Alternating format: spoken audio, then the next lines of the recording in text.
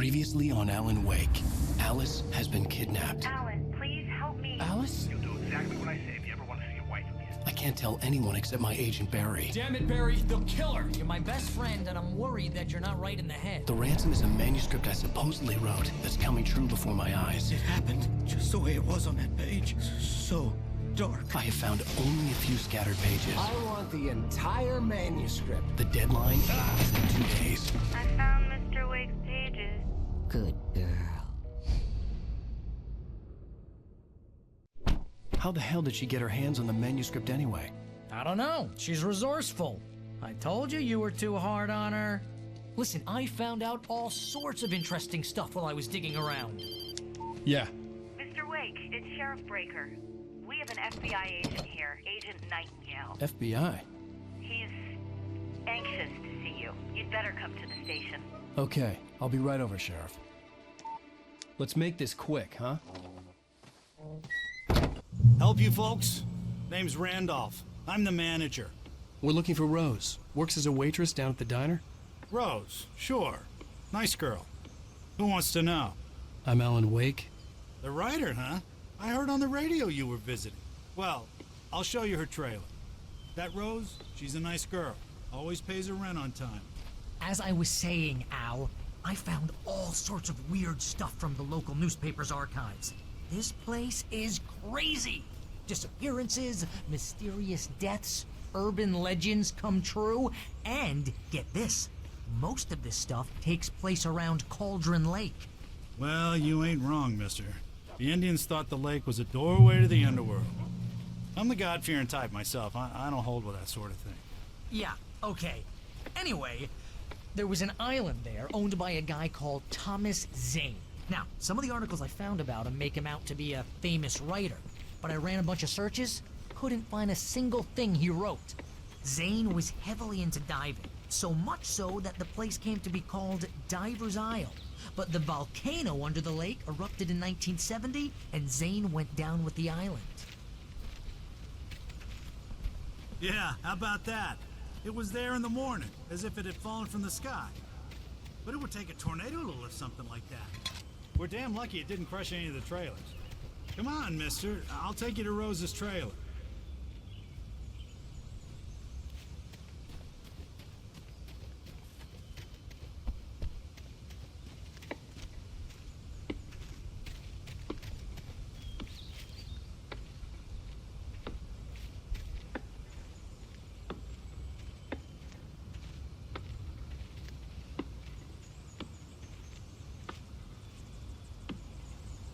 It gets better. A local girl, Barbara Jagger, drowned in Cauldron Lake just a week earlier. They were lovers. Sure, Jack's spook store. The Scratching Hag. Comes for you in the dark. Childish stuff like that. Anyway, Al, I'm just getting to the best part. All of the articles about this stuff were written by Cynthia Weaver. I asked around, and she's that crazy bag lady you met. What, the lamp lady? She can be a little loopy, but she's not homeless or anything. Yeah, anyway, she knew both Jagger and Zane before they both died, and she had some kind of a breakdown.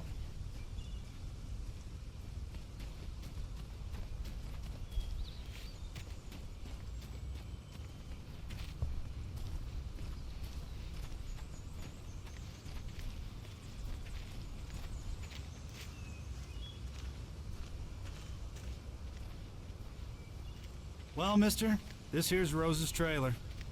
You mind me asking what you want with her? We're just here to talk to her, pal.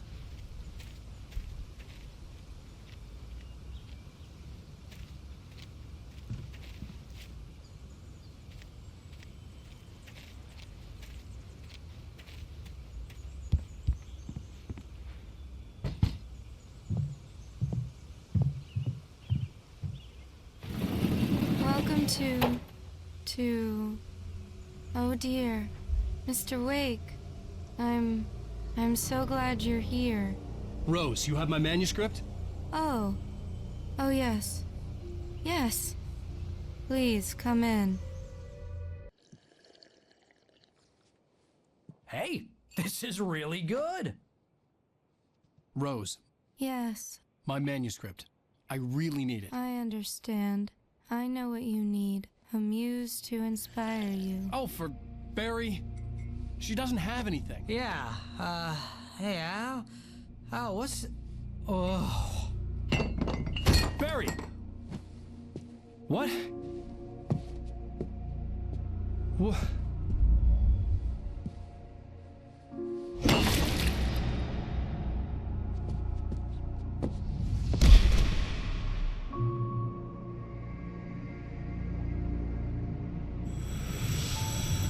It's coming for you, hiding in my barber's skin. I'm too weak to stop it. You must turn the lights on. I promised I'd come visit you and your lovely wife. You must finish what you started. I insist. You must turn the lights on. Turn the light on. Back to work, boy.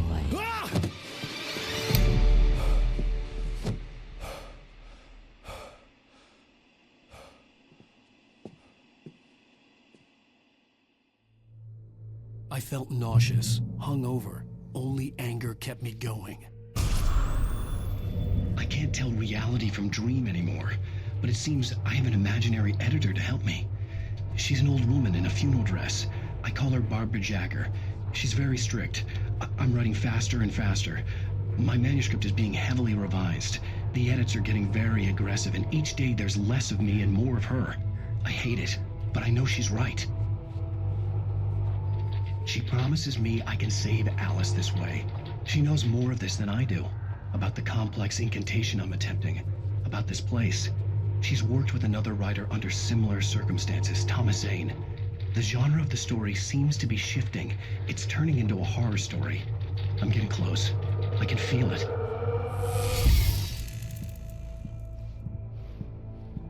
Rose took a day from me. I had less than 12 hours left to meet the kidnapper. All I could do was get Barry into the car, work something out once I got on the road. Barry was out of it. He was way too heavy to carry. You're right. I deserve more money. I'm so handsome. Welcome to the Oh Dear Diner. What can I get you today? Coffee? I couldn't work up much hate for Rose. Something had used her to get to me and left its mark. First refill is free. Milk and sugar on the counter there. Would you like to hear today's specials? Thank you. A nice day. Come back soon. My gun and flashlight were gone. I'd have to find a way to get Barry into the car as quickly as possible. There was no time to waste. Mr. Randolph liked Rose.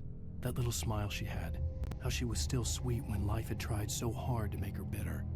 It wasn't any of his business what she did in her trailer. But those strangers, the writer and his smart-ass sidekick, looked like trouble. And they'd been in there for hours, way past her normal bedtime. He reached for the phone and called the sheriff's station.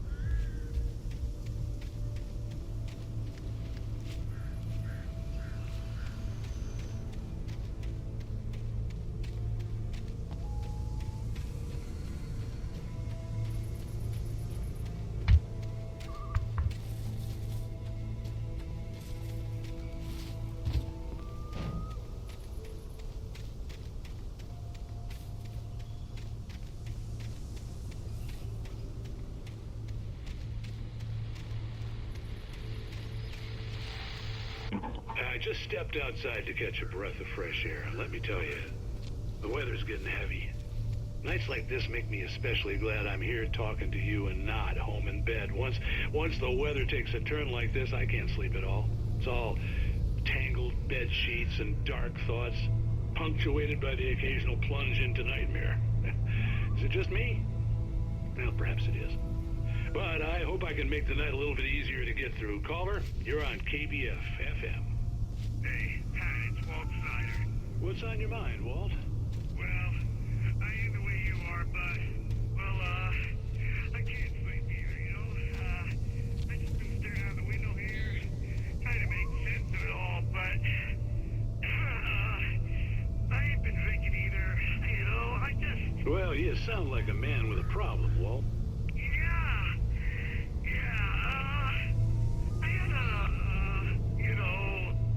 argument with Danny. You know Danny, and, then I got in trouble with the law, you know, and, I'm just, well... I heard something like that, Walt.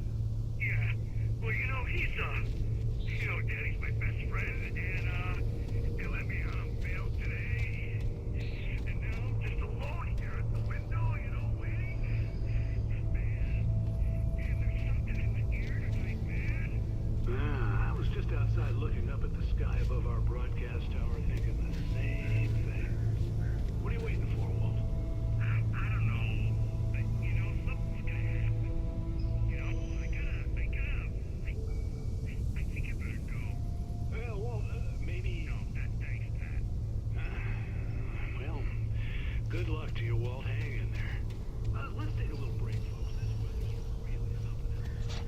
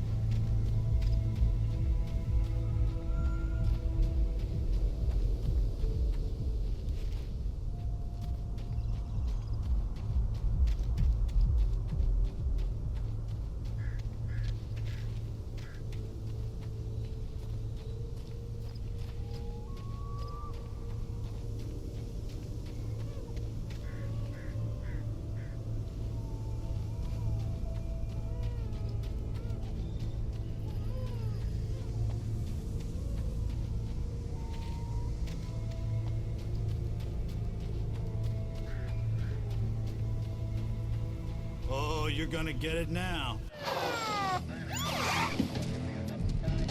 God knows what you've done to that poor girl. This is Agent Nightingale, FBI! Get him up, Hemingway! You're under arrest! You move a muscle, I'll unload right in your goddamn face! Stay right where you are, Slane!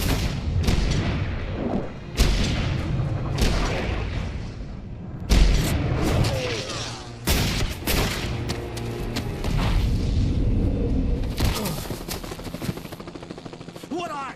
I'm standing right here, you goddamn maniac!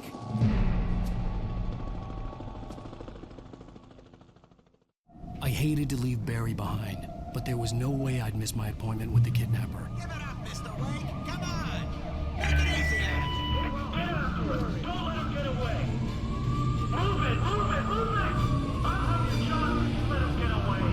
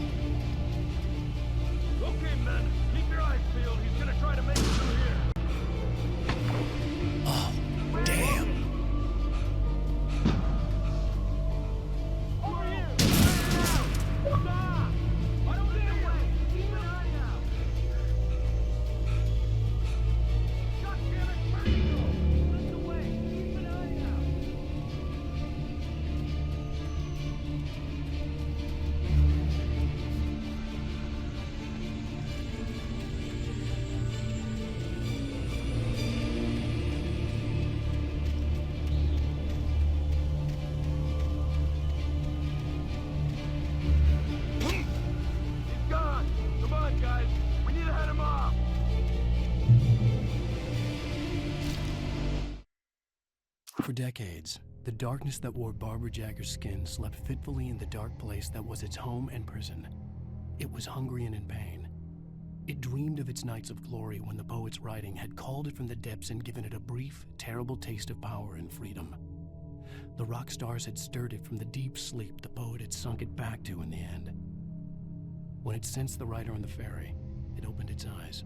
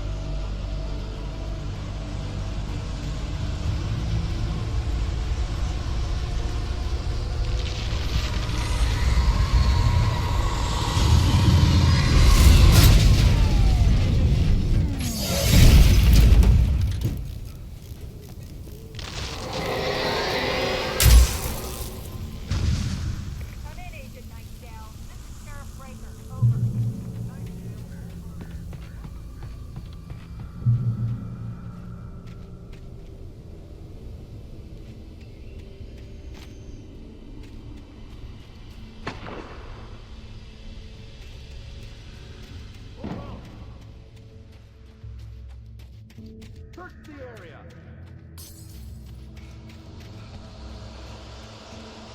Stay sharp. This way. Over here.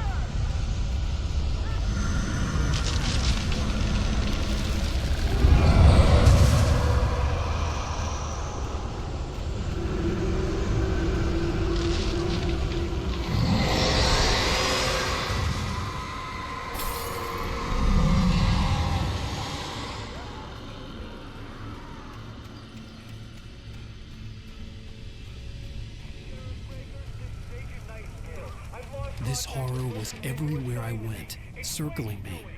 The cops didn't stand a chance. They were after a writer, not a monster.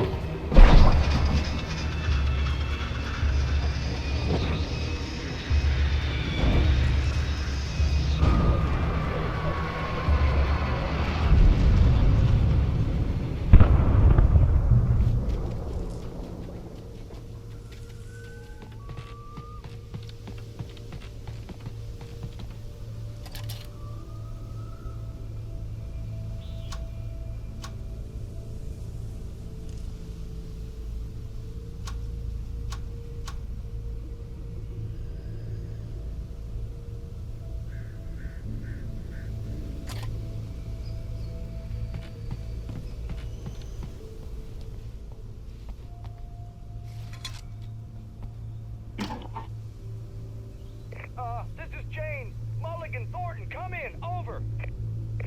Thornton here. Jane, we got both Wheeler and Rose in custody. They didn't put up a fight or anything. Why, they were... Hey, what are you doing? Come on. Sit down and give me that. Jane, Mulligan here. Over. Go ahead, Mulligan. Over. We got Wheeler and Rose here. Wheeler's drunk or hopped up on something. Speaking of which, that Fed had a pretty distinctive whiff of Otis Scotch about him, if you know what I mean. Over. I don't have anything on that, Deputy Mulligan. Over. Well, whatever. Anyway, Rose is just being plain weird here. You better get Doc in to take a look at both. Over. Gotcha. You better get them here quickly. The, Fed's gonna want to interview Wheeler. Over. Oh, yeah, I'll bet he does. Looks like they have a lot in common. Mulligan out.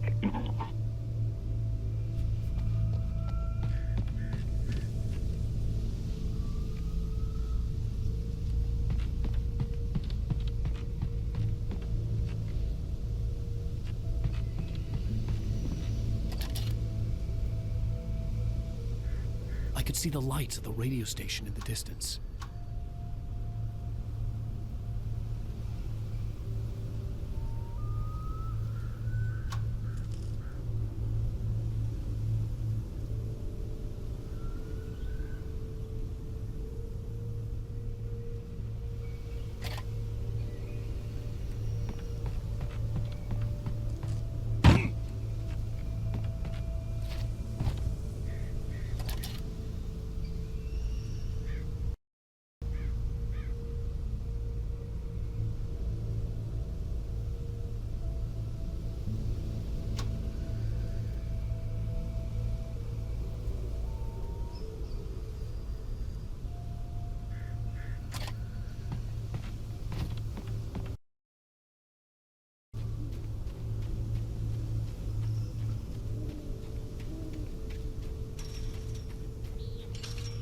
I imagined that the broadcast tower in the distance was part of the local radio station. Maine seemed like a decent guy. Perhaps he could give me directions to the coal mine.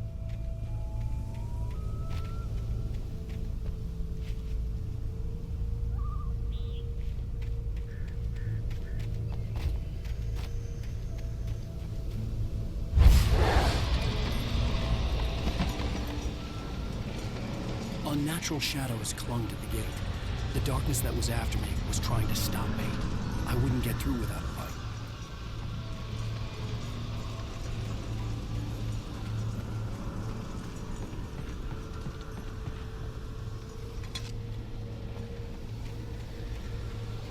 There was no power to the searchlight.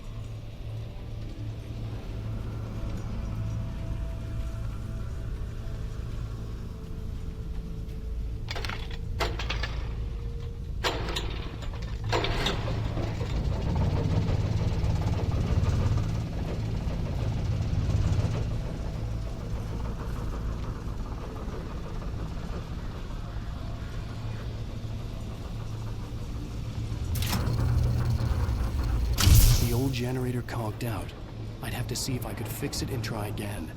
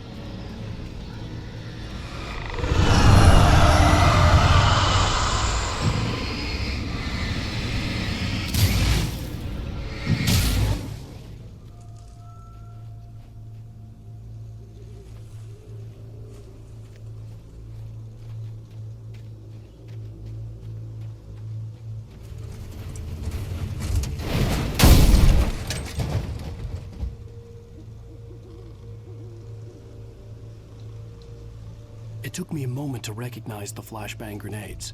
They were an ideal weapon for my situation. Team 1, come in. Over. Team 1, this is Sheriff Breaker. Report. Over. Team 2, come in. I need a report. Over. Come on, guys. Talk to me. Come in, please. Over.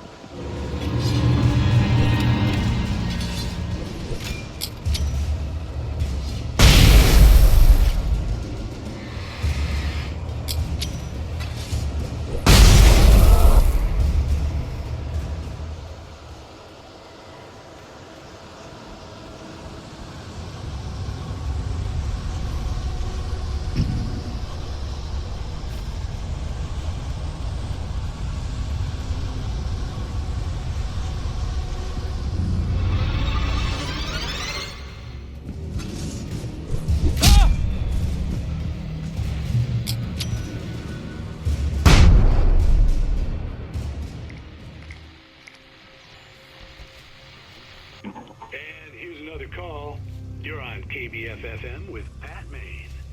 It's Milt Peabody, Pat. What's on your mind, Milt? Well, I live near the trailer park, Pat, and there's a big ruckus going on over there. Well, that's just up the road from me, too. What's going on, do you know?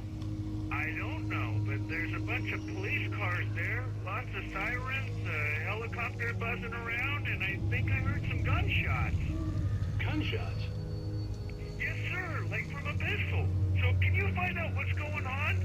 Because it's just next door and they're popping off guns there. They're still shooting? No, it was maybe 10, 15 minutes ago. It sounds serious, Pat. I'm telling you, it don't sound like no party. I'm certainly going to give the station a call, Milt. Okay. You'll hear it here as soon as I hear from them. Okay, thanks.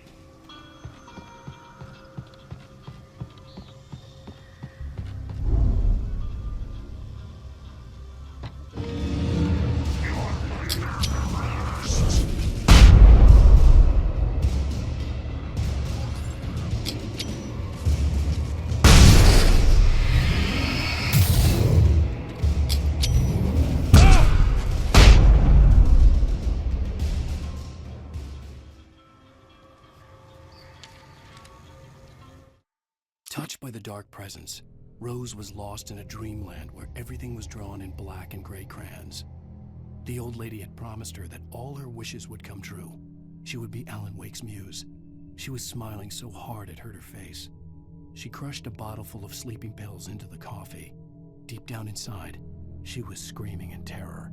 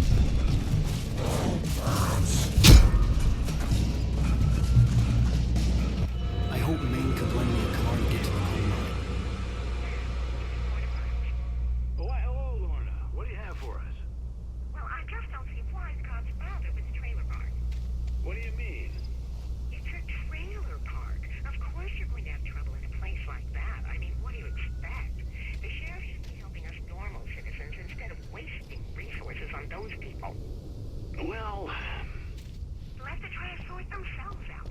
I'm sorry, but my granddaddy settled right off in 1911. well, thank you very much for that.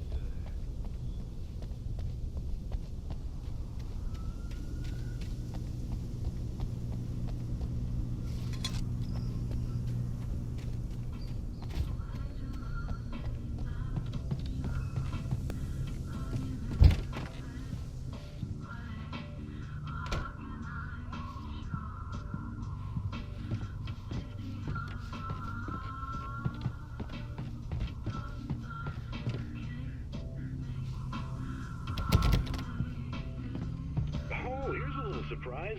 The famous writer Alan Wake just walked in, folks. I'm going to see if I can talk him into an interview.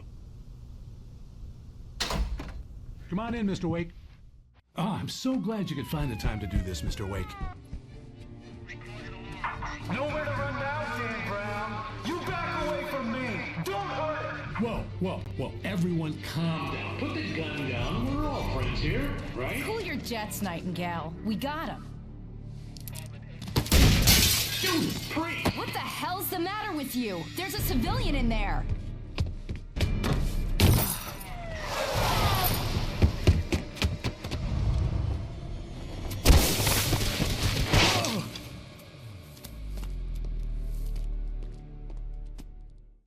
I'll get you yet, even if it kills me. You hear me? You hear me, H.P. Lovecraft? I had fallen off so many cliffs it was ridiculous.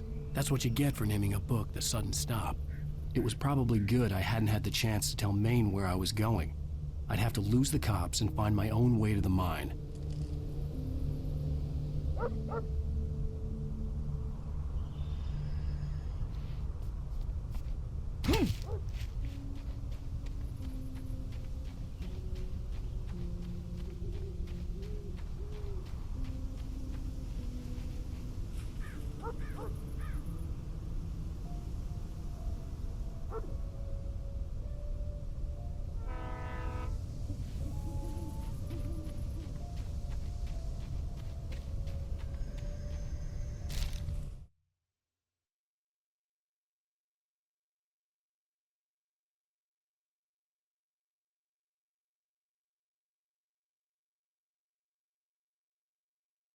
Nightingale stared through the broken studio window into the dark woods. He turned around, started to walk out, but Maine grabbed his arm. "Young man, you almost shot me. You don't shoot off rounds at people like that. What's the matter with you?" Nightingale shook his arm free, marched out. His cheeks burned with rage and humiliation.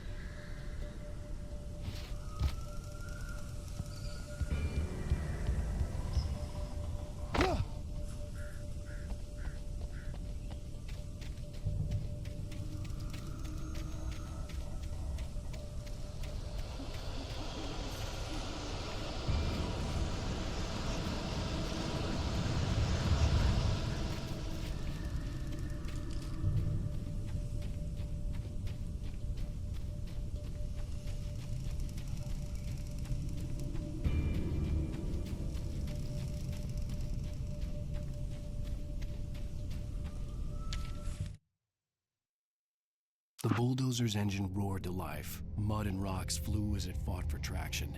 It crashed through the concrete wall and landed heavily in the yard.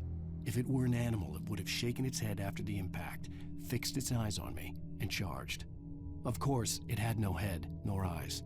Shadows crawled on its form, twisting it into a monster. Then, it came for me.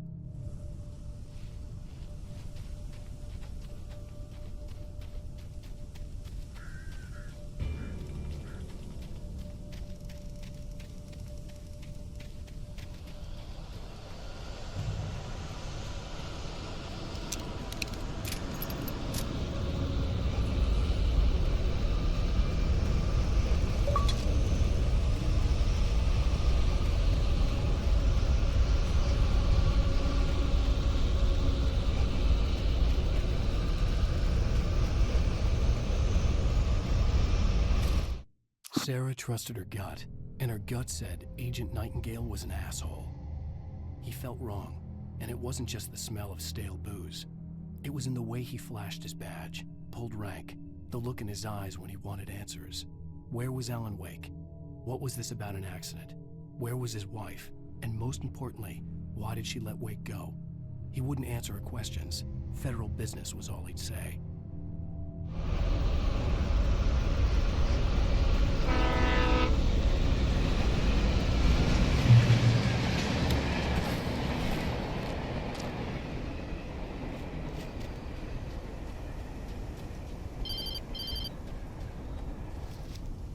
Hello?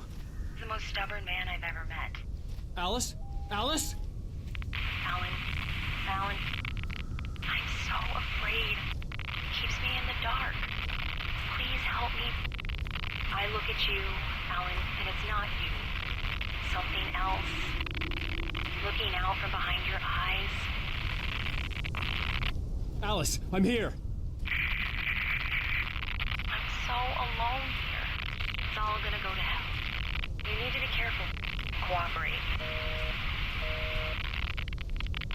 The connection had been terrible, but that wasn't the only thing that hadn't been right with the call. She sounded wrong somehow, but she had called me.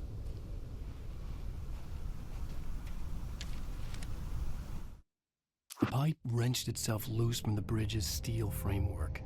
Wrapped in darkness, it floated in midair, twitching. For a moment, I didn't understand what I was looking at. The heavy object lurched at me with impossible force. I threw myself out of the way, but just barely. When I turned my flashlight on it, it shook in a dark rage before it flew at me again.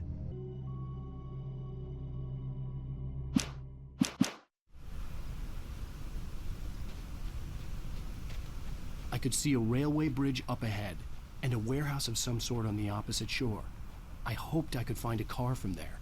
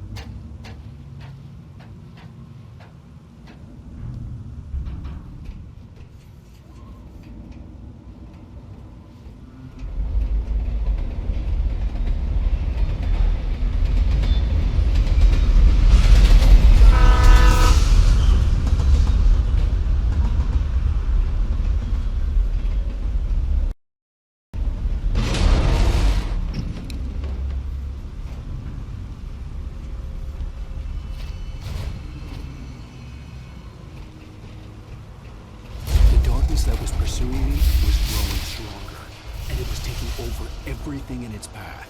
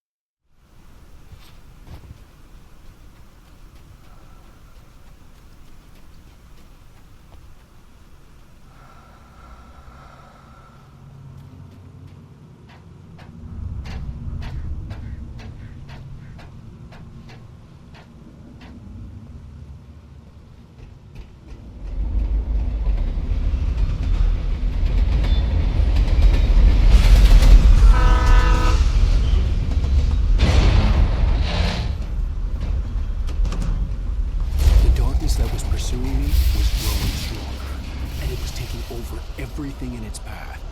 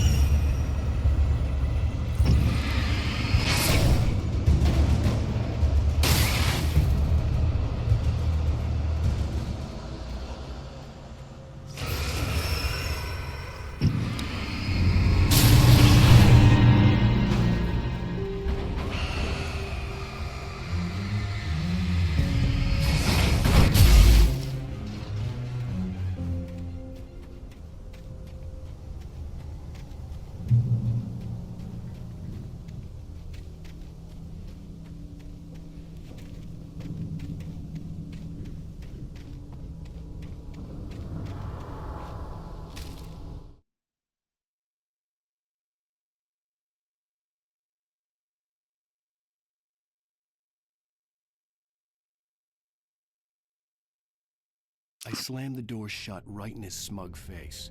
He pleaded for me to open the door. True to form, the asshole actually thought I would obey. I had no sympathy left, no guilt either, not for him. I took a moment to savor the scream. I bet I had a smile on my face. It was all that I had time for. The dark presence was inside the lodge with me.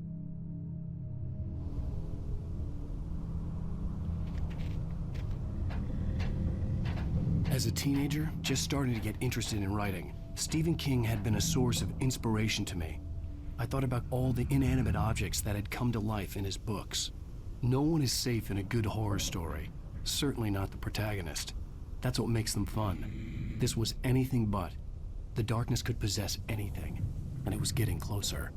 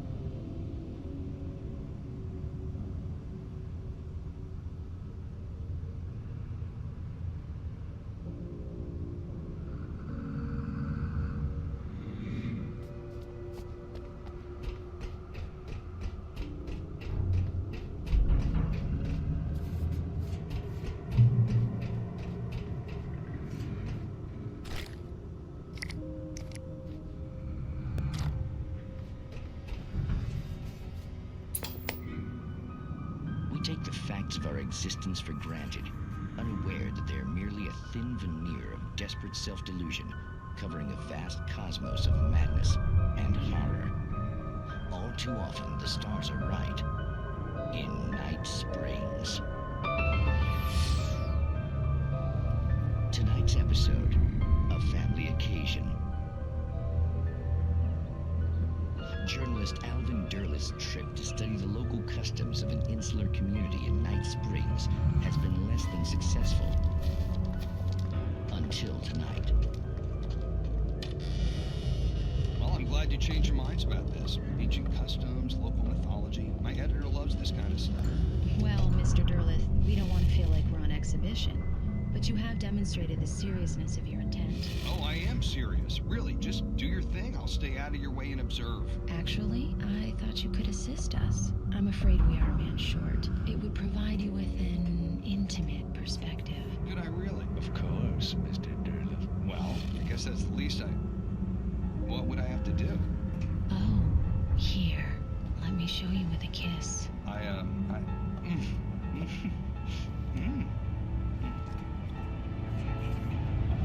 What did you...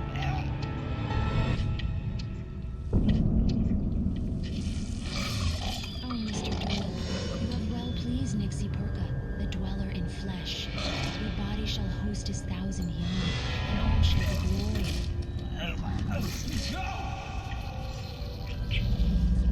Shh, darling, be calm. Shh. Alvin Derleth learned a harsh lesson. If you go looking for mythology, it may come looking for you. And such quests always bear fruit. In Night Springs.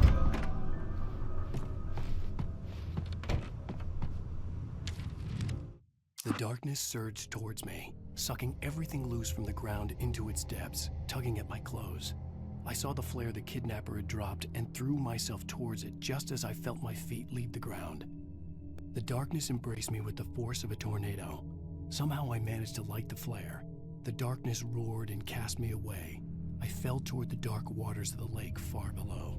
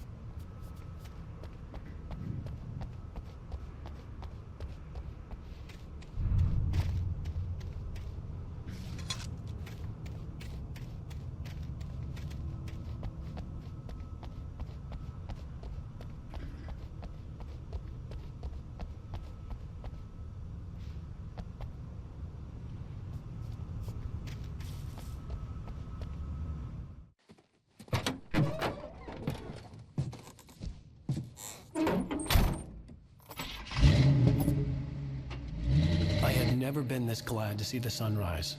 I had a couple of hours to get to the coal mine.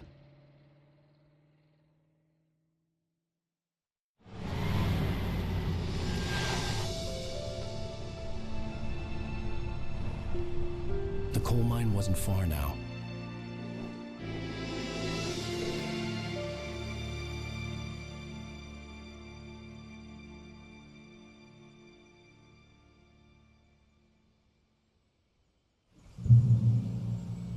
Today, I would meet the kidnapper, and he would give me Alice. I wouldn't give him any other choice. A drowning man will clutch at a straw.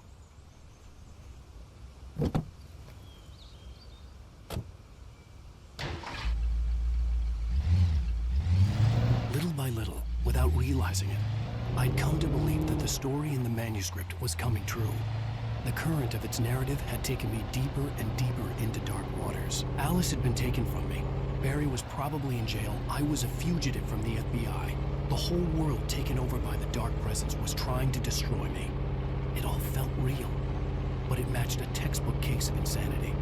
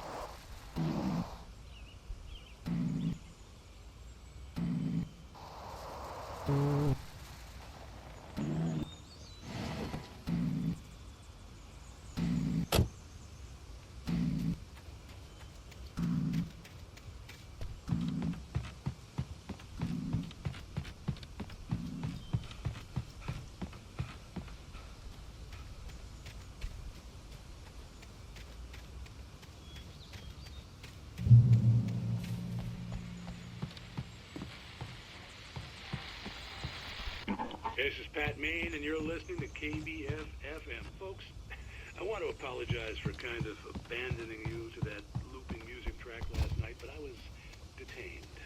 You see, I encountered a big-shot G-man with an itchy trigger finger who could use a lesson in manners and a boot in the ass. Not necessarily in that order either. Folks, I'm not being very informative here, and I apologize for that. I really should just keep quiet, but I'm just so peeved right now, because some people just shouldn't be carrying badges. And I'm just glad that our Sheriff Breaker was there to straighten things out. And if someone I met last night is listening, let me just say, I'm sorry if my mouth got you in trouble. I'm pretty sure you're not the bad guy here. Godspeed, son. I hope you know what you're doing. Now, on a lighter note, I'll be talking to Dr. Nelson.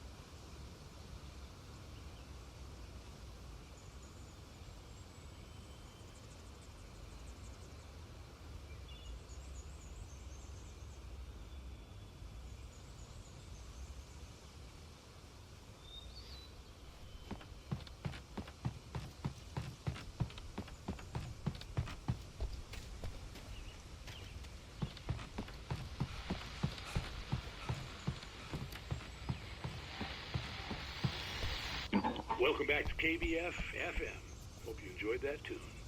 Now, Doc, you were talking about life and finding that special someone, that soulmate. Well, you were talking about that. I was saying I don't buy it. Well, see, to me, that's strange, because I always pegged you as a hopeless romantic. You got me there, Pat. But I think love's where you look for it. And you need to do a lot of looking, sure. But the idea that there's that one special person out there for you, and if you miss that chance, it's gone forever, and you're forever incomplete. I mean...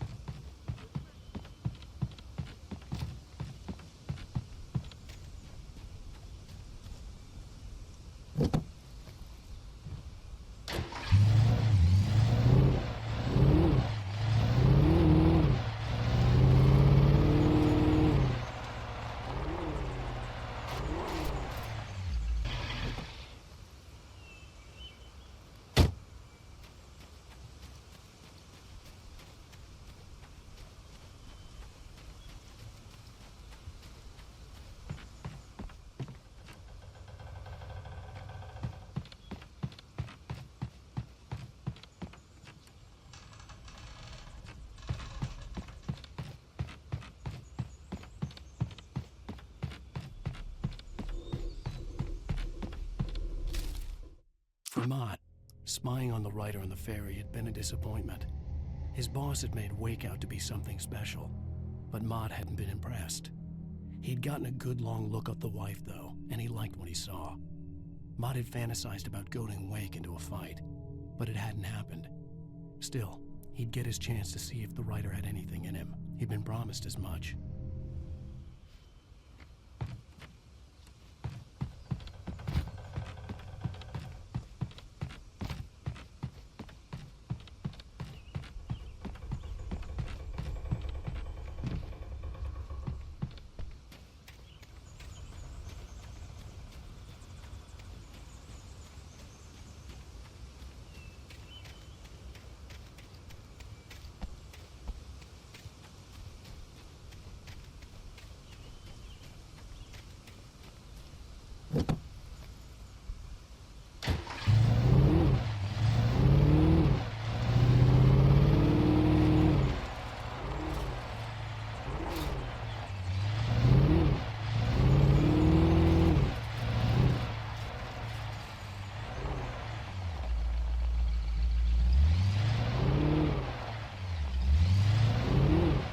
I was early. I was supposed to meet the kidnapper at noon in the main building. The coal mine was quiet. It was a museum now.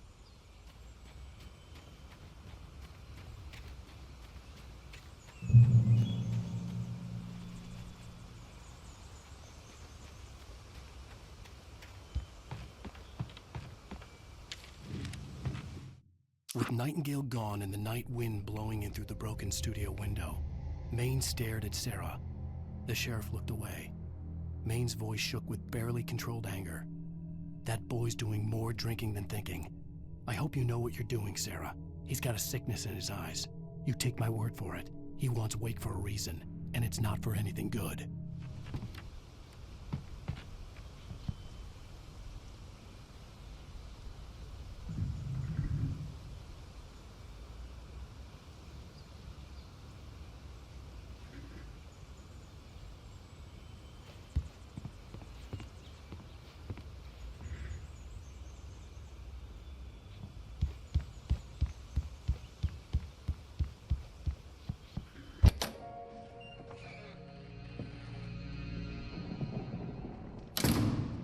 I didn't want to go outside. Cops had to be looking for me. The noon sun turned the place into a sauna. The day dragged on. Different scenarios ran through my mind. Ways of how I'd torture the kidnapper to get Alice back. Or the different horrible things he could have done to her. I imagined her dead. I had no way of knowing she was still alive. It was killing me. I was running on blind hope. It was all a waste of time. The bastard never showed up.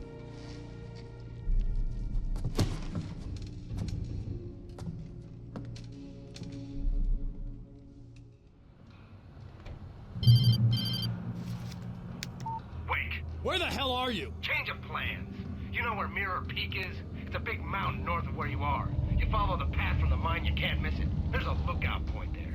I'll be waiting. I'm through being jerked around by You you. want to see your wife alive? Because if you do, you better watch what you say to me. Do we understand each other? I want to talk to Alice. Yeah, and I want the manuscript. Don't keep me waiting, Wake. Hello? Hello! I'm gonna kill him! I had to get to Mirror Peak.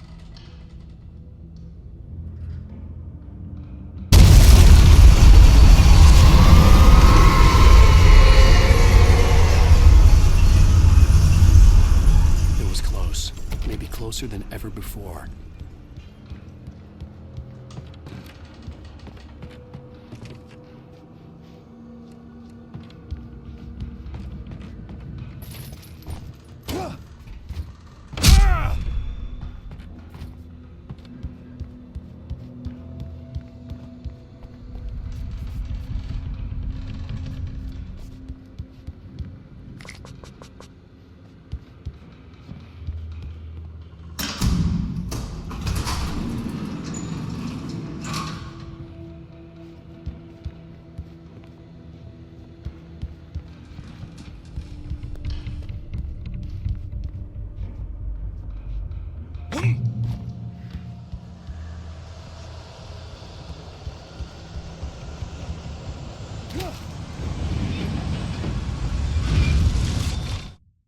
When Thomas Zane fell for Barbara Jagger, it happened fast. She was young, vibrant, and beautiful, full of life. He had never been a very happy man, and without any seeming effort, she had changed all that. Zane felt good for the first time in his life. Everything she did was another piece of a jigsaw puzzle he hadn't even known he'd been missing. And best of all, she made the words flow, strong and sharp. She was his muse.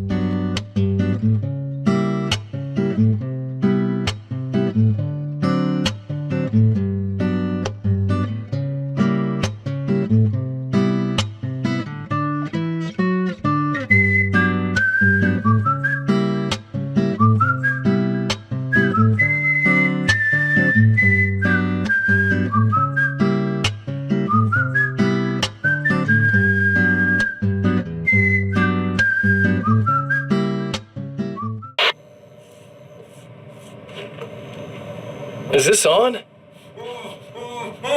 How can you tell?